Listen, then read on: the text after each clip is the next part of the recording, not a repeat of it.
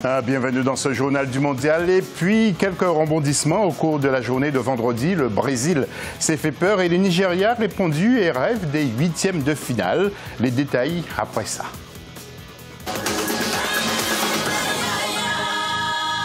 Et retour sur ces fameux matchs du vendredi 22. Et d'abord, le Nigeria, méconnaissable lors de son premier match contre la Croatie, s'est racheté face à l'Islande. Et l'artificier s'appelle Ahmed Moussa, qui a frappé deux fois à la 49e et 75e minute, alors que les Islandais surveillaient Victor Moses et ont raté un penalty.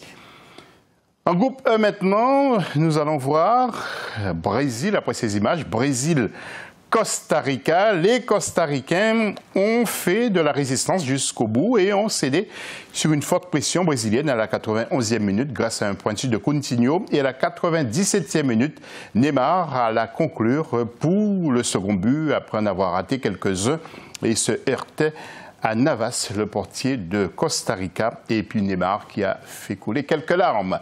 Et puis nous passons au troisième match, groupe E toujours, Serbie-Suisse, les deux S, et nous ne nous sommes pas ennuyés, car dès la 5e minute, Mitrovic ouvrait le score pour les Serbes. Granit Xhaka égalisait pour les Suisses, qui retrouvent encore le sourire avec un deuxième but de Shaqiri à la 97e minute. Ce missile, une frappe, donc je le disais, à la 90e minute, une frappe supersonique, 2-1 donc pour les Suisses. Les tableaux maintenant avec le groupe D, Croatie-Argentine, 3-0 et Nigeria-Islande, 2-0 au classement. Croatie est en tête devant le Nigeria. Nous allons voir maintenant le groupe E, Brésil-Costa Rica, 2-0 et Serbie contre la Suisse. La Suisse l'emporte 2-1 au classement. Brésil et Suisse sont en tête devant la Serbie qui a 3 points. L'homme du jour, c'est le sélectionneur de l'équipe du Sénégal, Aliou Cissé, né à Ziguinchor. Il a succédé à Alain Giresse au poste de sélectionneur du Sénégal le 4 mars 2015. En tant que joueur, il a conduit l'équipe du Sénégal en quart de finale de la Coupe du Monde de 2002. Vice-champion de France avec le PSG en 2000. Il a joué 4 matchs de Ligue des Champions avec le PSG, mais faute de temps de jeu, il part à Montpellier. Puis de 2002 à 2006, il évolue en Angleterre et il a entraîné la sélection olympique du Sénégal avant de prendre la tête de l'équipe nationale.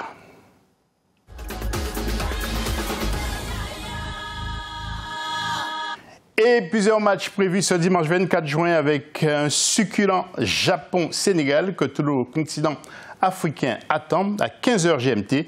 Les détails avec Slamlo Victoria Sedji.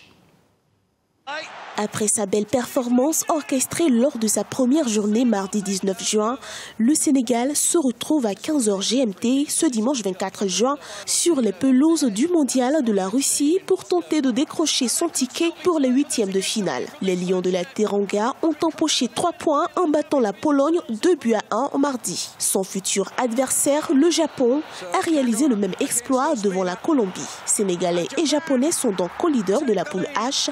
Ce match de la journée sera précédé à 12h GMT du duel Angleterre-Panama issu du groupe G. Le Panama a déjà été défait par la Belgique 3-0 lorsque l'Angleterre de son côté s'imposait face à la Tunisie 2-1. Enfin, le dernier match Pologne-Colombie programmé pour 18h GMT.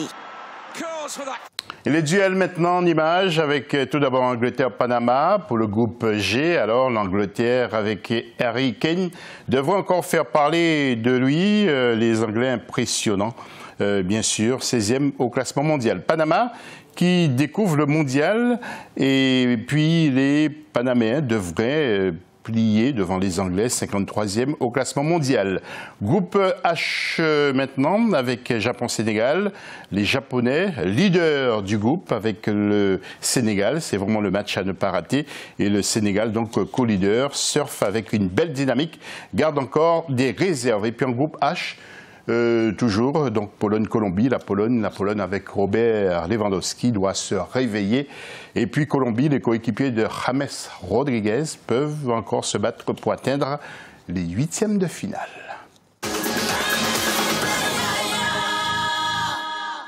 Au Aucun téléspectateur n'a donné le score juste des matchs de vendredi 22, mais continuez donc à intervenir sur nos réseaux sociaux pour les rencontres de ce dimanche 24 juin en groupe G. Je rappelle, 12h GMT à Nijni Novgorod, Angleterre-Panama, en groupe H, 15h GMT à Ekaterinbourg, Japon-Sénégal, et puis en groupe H toujours, 18h GMT à Kazan. Pologne-Colombie, vos réactions sont attendues donc sur nos plateformes Facebook et Twitter, Africa 24 TV. Enfin, pour clore ce journal du mondial, direction le Congo, pour connaître l'histoire de ce pays avec la Coupe du Monde, le récit de Samlo Victoria Sedji. Avec une seule victoire, prise à la Coupe d'Afrique des Nations de football en 1972, l'équipe de football de la République du Congo a encore beaucoup de chemin à faire pour s'approprier d'autres étoiles et les défis s'annoncent tout aussi importants. Les Diables Rouges ne sont pas comptés parmi les rares équipes africaines présentes au mondial en Russie. Rappelons que le Congo avait pourtant fait un grand pas vers ce mondial en battant l'Éthiopie 4-3 lors du match aller des éliminatoires. Toutefois, sa participation pour le mondial 2018 s'est clôturée avec seulement 2 points.